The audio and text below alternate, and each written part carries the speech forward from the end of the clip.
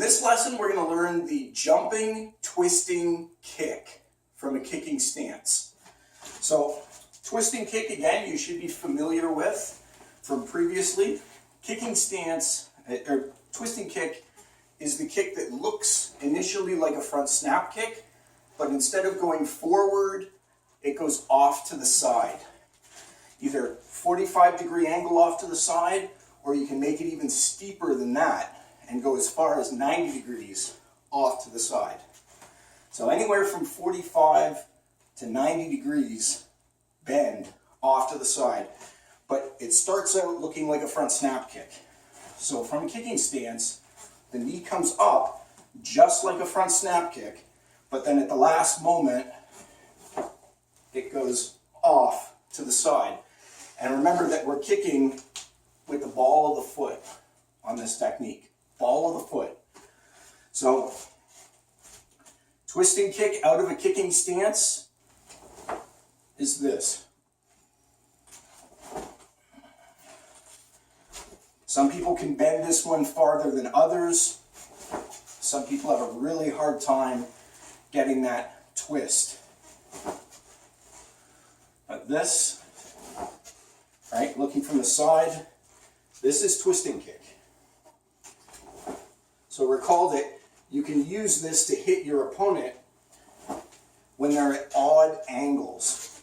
So you can actually get behind them or off to the side and strike your opponent where otherwise you couldn't get them.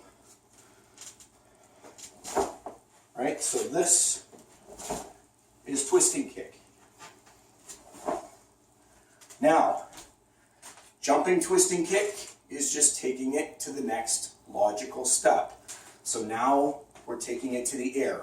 So remember that jumping is one leg up before the other.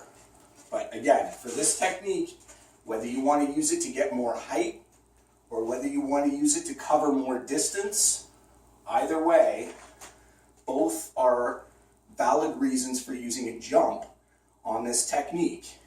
Of course, the risk that you take when you're doing a jumping technique is if you get intercepted partway through, or if you don't perform the technique correctly, you can go down hard, right? That is the risk you take with any jumping technique, right? It's more risk involved anytime you leave the ground for a technique.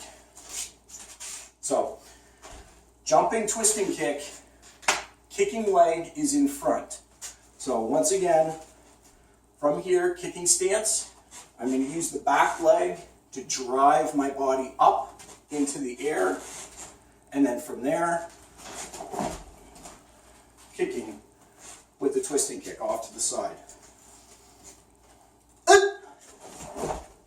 Just like that. Okay?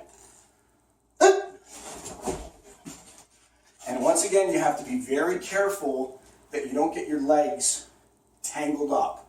Again, there's some techniques when they're performed in a jumping version, right? One leg up before the other, where there's a significant risk that your legs are going to get tangled. So you have to be very careful with that on this technique. So again, looking at it from the side, jumping twisting kick. Just like that.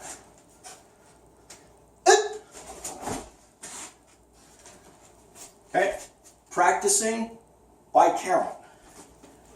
Jumping, twisting, kick. 2, 3, turn around.